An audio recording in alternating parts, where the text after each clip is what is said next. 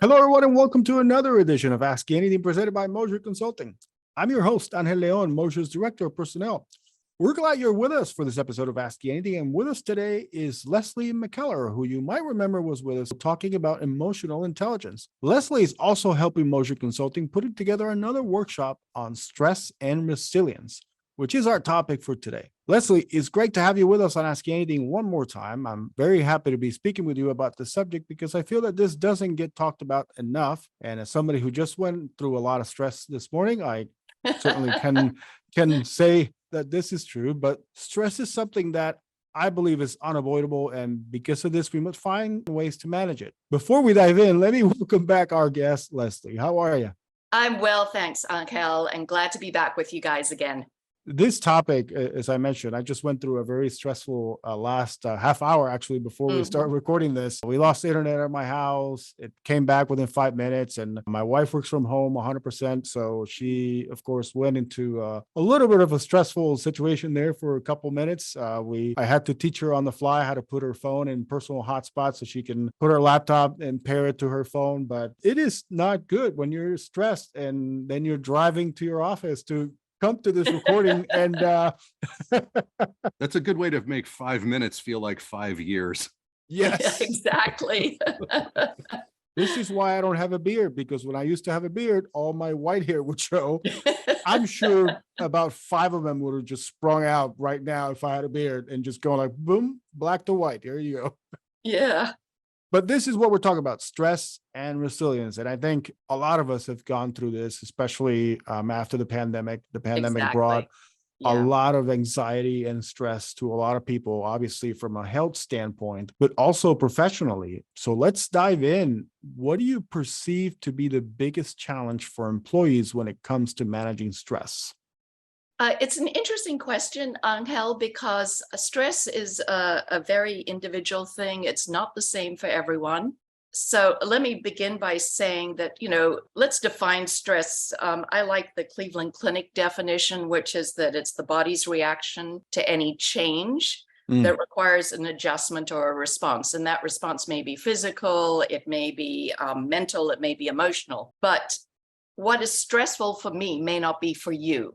And I think, we intuitively know that. I mean, in the same circumstances, somebody may view a change as being something fairly positive and exciting and challenging, whereas somebody else, an organizational change is a great example. So some employees may go, wow, this is great. I was waiting for this. I was looking forward to this. This will be cool. And others are going, oh my gosh, what happened? Why isn't the old way fine? Why do we have to change things?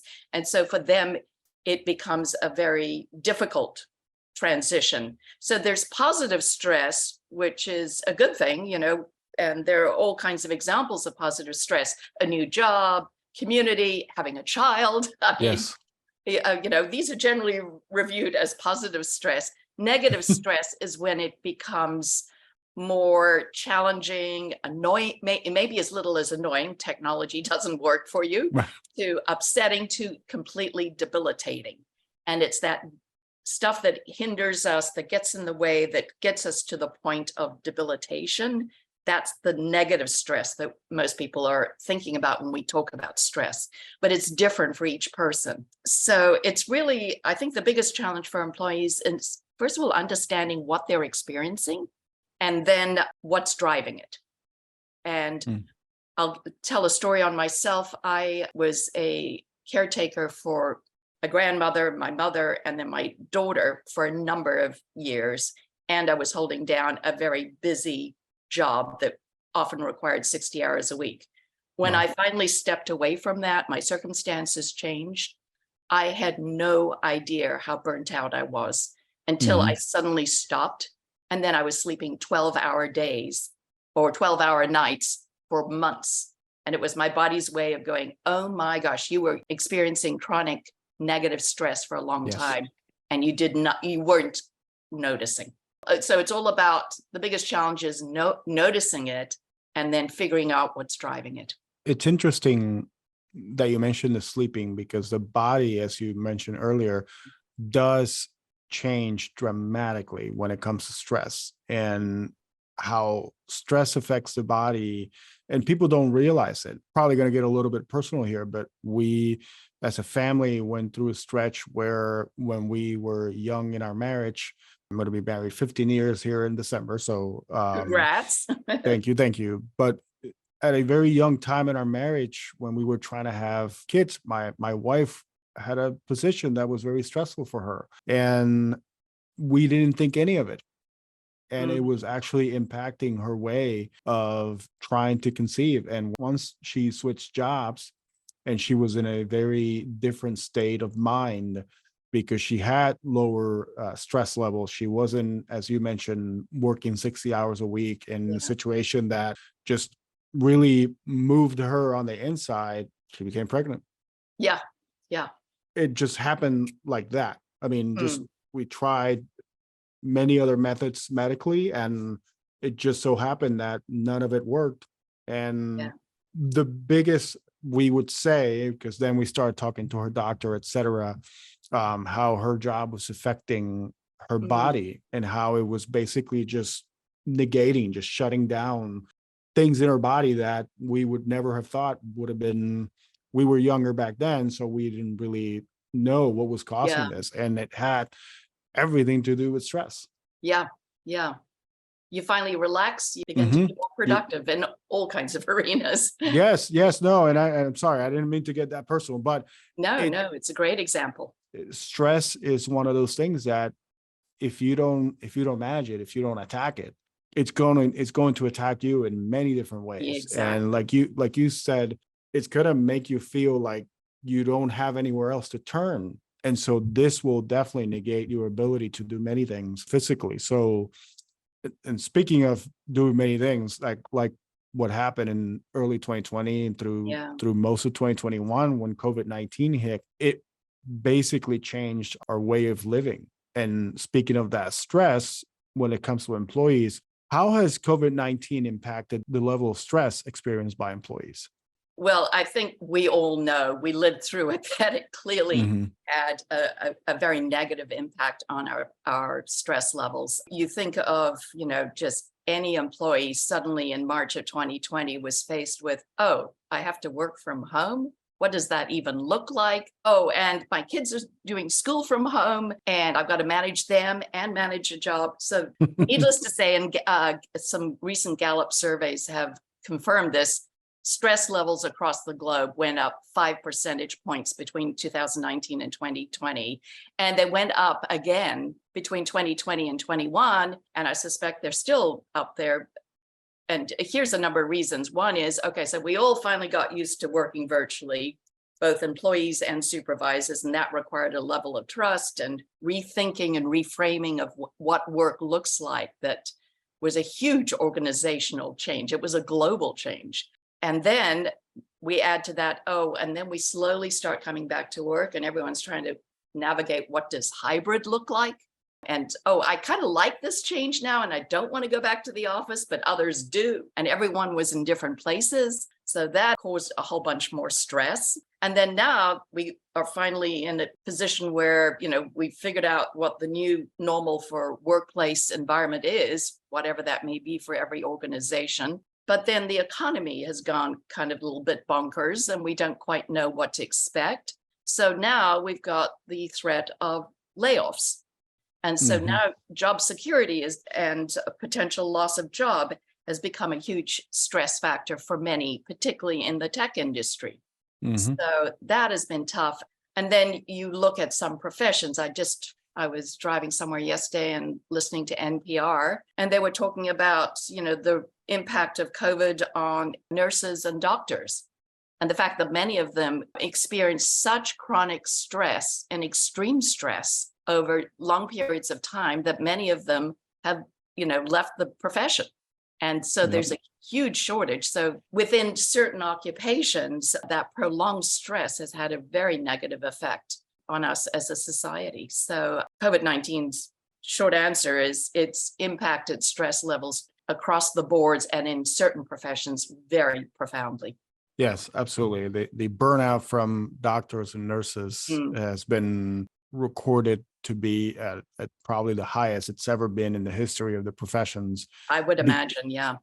Because it's just that stress of being in a hospital every single day, I couldn't imagine what it was like. I, So we see that every day. I have family members who are doctors who went through it, and I actually have a family member who was studying to become a doctor while the pandemic was going on. oh, And so wow. she was going through practices, et cetera. And the level of anxiety and stress that she was living with was outstanding. And Yeah. now she's finished all of her degrees. She's now an internal medicine doctor, so it's very different for her. But still, I mean, she travels a lot for work, etc. So she's still exposed very much to it at every place that she goes to. So I can't imagine the levels of stress that doctors and nurses continue to be under. So speaking of how we could help, how companies can help, what strategies or techniques can companies implement that help employees manage their stress levels? One approach companies can take is, since I've indicated that stress is such an individual thing and it varies, it's different from person to person. Mhm. Probably one of the best things companies can do is provide stress as the opportunity to take stress assessments. There are groups like Target Training International that have a stress quotient report where you can get a snapshot of stress levels. I mean, the individual can get their results confidentially, but then an organization can get a snapshot of stress levels across the organization. They can look for trends across 7 factors. These factors include, the first one is called demand. It's really all about to what extent do people feel they have excessive workloads, working long hours. Second one is all around effort reward. Do people feel there's a good balance between the amount of effort they're putting in and the rewards they're getting? And rewards are not just pay and promotion. It's also like recognition and ability to grow in the job. To what extent do people have control over what they're doing? Are they feeling powerless? Do they have a say, or do they have very little authority?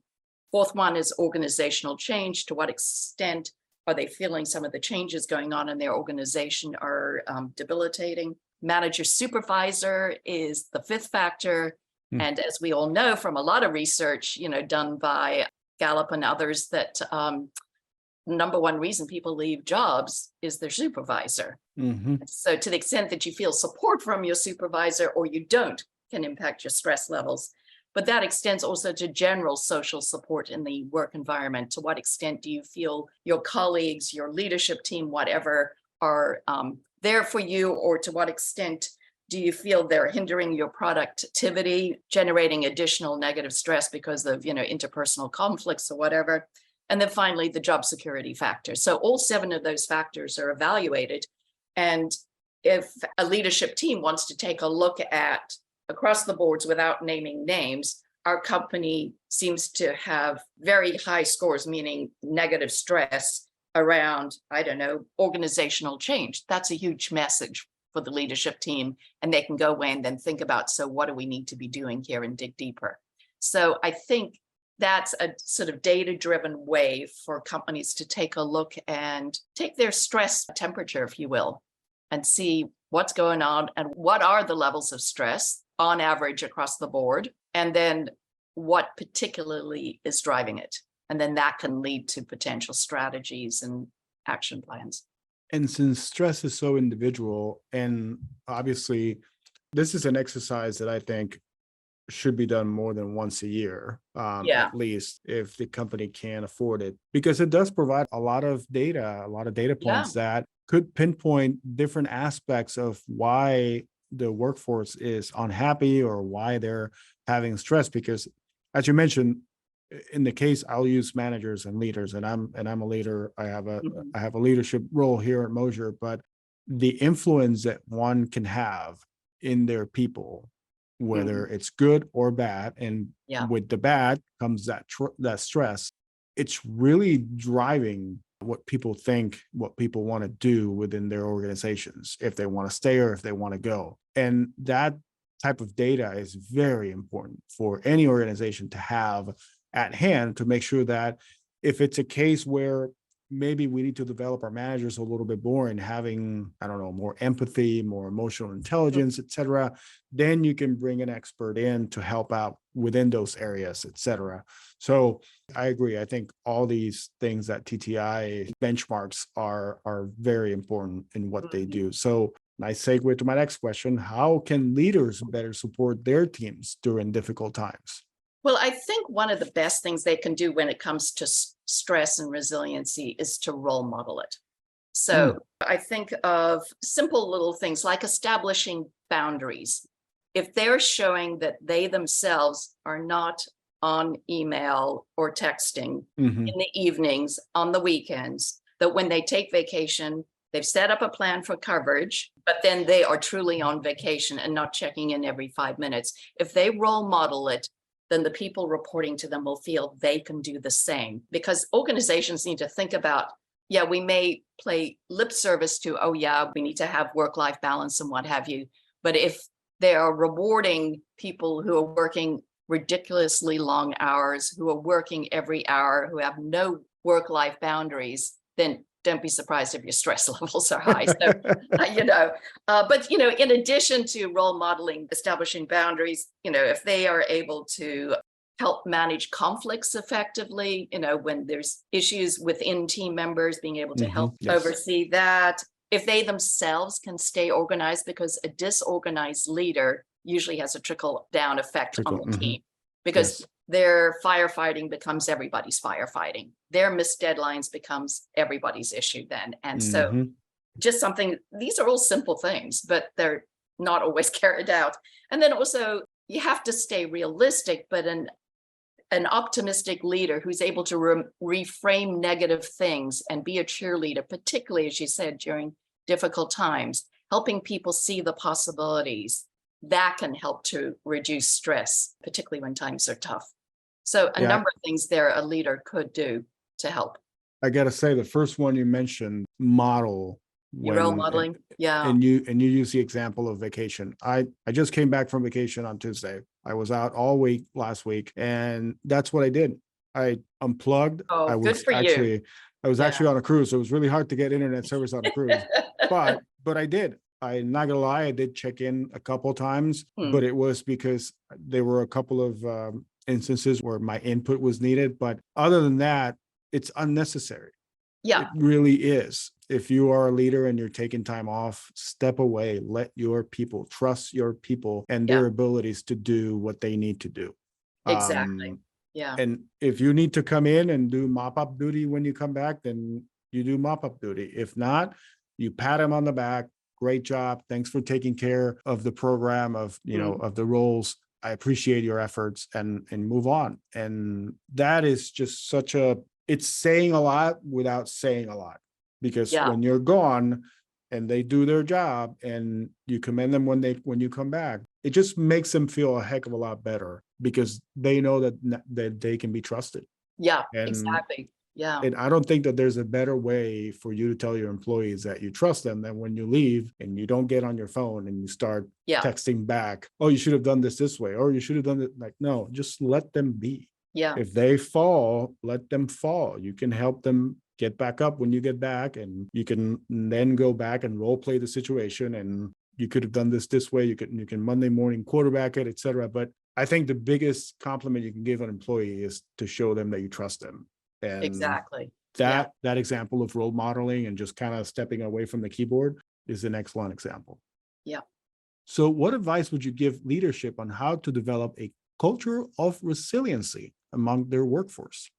So first of all, let me once again come up with a definition. For me, resiliency is all about being able to bounce back after a challenge or something very difficult. And I've seen a couple of things organizations have done successfully to create a culture of resiliency. One is creating a practice of learning from mistakes. And that is really, really hard for most organizations to do.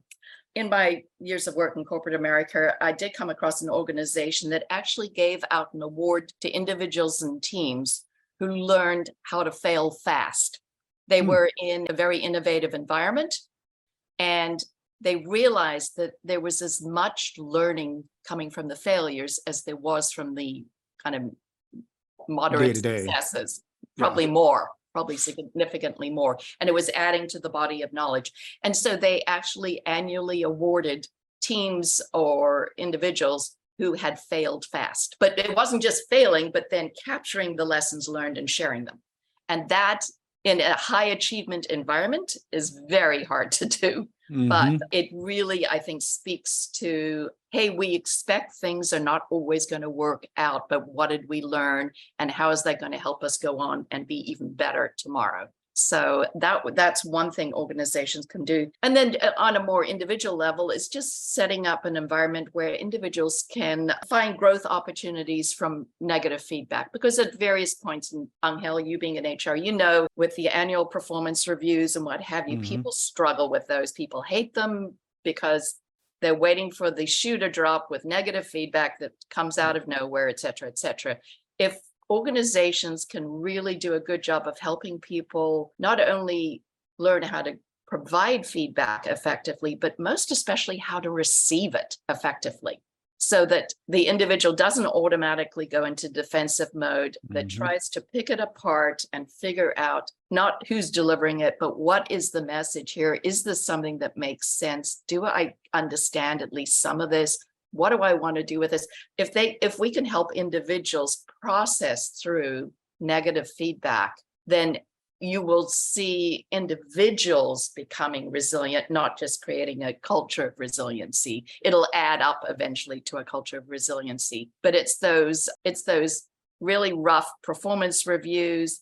It's those, oh my God, I got demoted, those kind of scenarios where if treated right, those can be really bridges to an incredible tomorrow. Treated wrongly, the individual spirals down and it's not a pretty thing. So I think of both of those, but also organizations that, across the boards, if an organization is struggling, if they are able to look at the situation realistically, face up to reality. I worked with sales leaders at one point in my career, and they had to work with, dispirited, demoralized sales teams. Sugarcoating it and being all, optimistic and Pollyanna-ish wouldn't have worked. But facing that reality and then going, okay, yeah, we didn't do well. The sales numbers are horrible. But now, what can we do about it? And helping them bridge to a better tomorrow. Searching for meaning also can be helpful because people can see the purpose behind the hardships or the bad patches in their journey. That can also help. I mean, the most extreme example is prisoners of war or people in concentration camps. And I think of course, Viktor Frankl, the Austrian psychologist and Auschwitz survivor, who wrote a very famous book called Man's Search for Meaning. He managed to survive Auschwitz because he was continually trying to see the meaning, the purpose for why he was going through what he was going through. And that seems to separate the people who survive those incredibly hard situations versus those who don't. So that companies who can kind of go, oh, we're going through a tough time, but we know who we are, we know what we stand for, we know what our purpose is,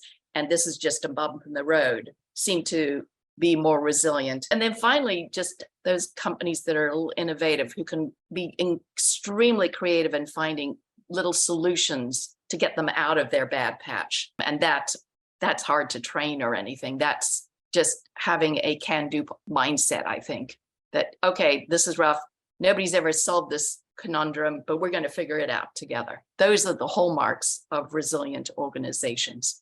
I want to go back to the example on the performance reviews, because I figured that would resonate with you. Yeah, no, obviously, but it's very hard to give and to receive bad feedback. There's no sugarcoating it, whether from the leadership standpoint or from the employee receiving that feedback. It's very hard. And I agree with you that if you can find a way of making that negative feedback seem to some degree optimistic, not sugarcoat it, because I don't think you should sugarcoat something that's wrong.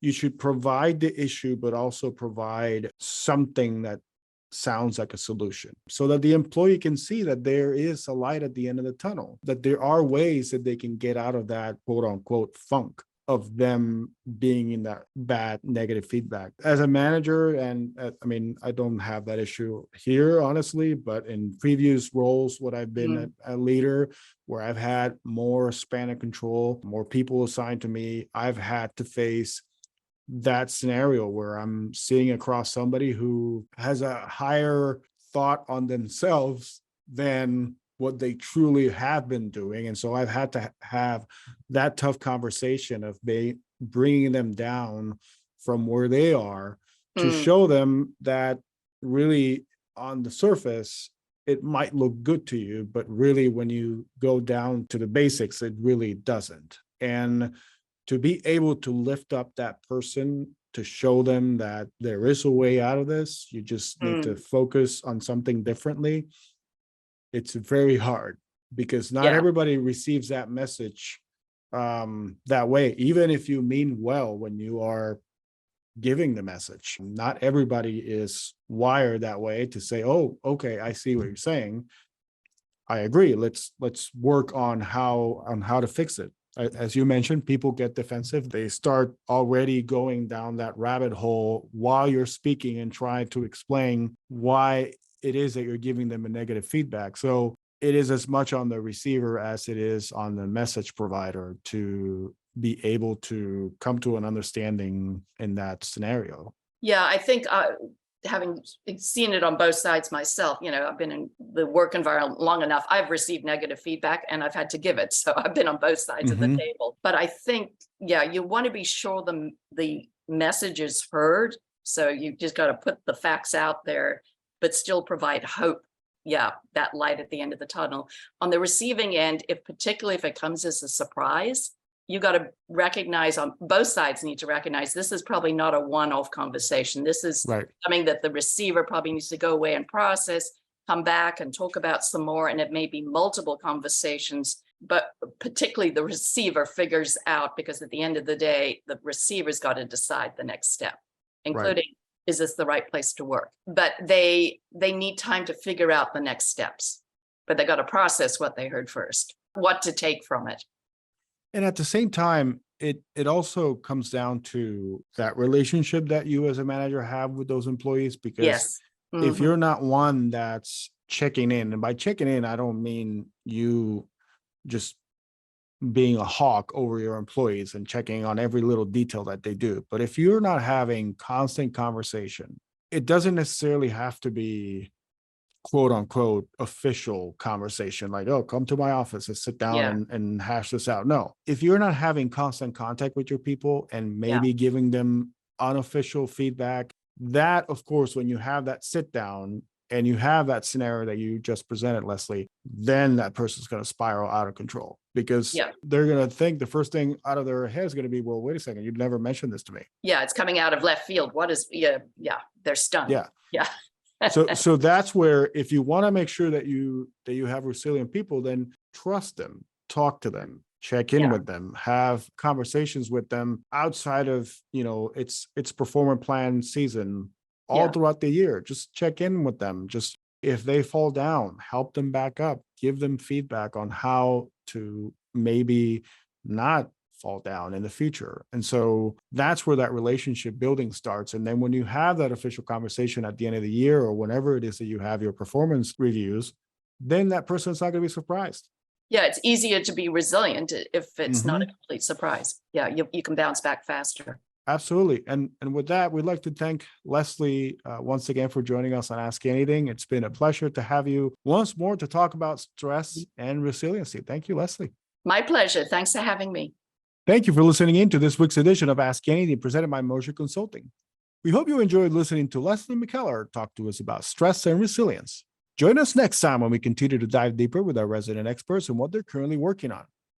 Remember to send us your ideas or topics via our social media feeds. In the meantime, please remember to give us a rating and subscribe to our feed wherever you get a podcast. Until then, hope your stress levels are low. So long, everybody.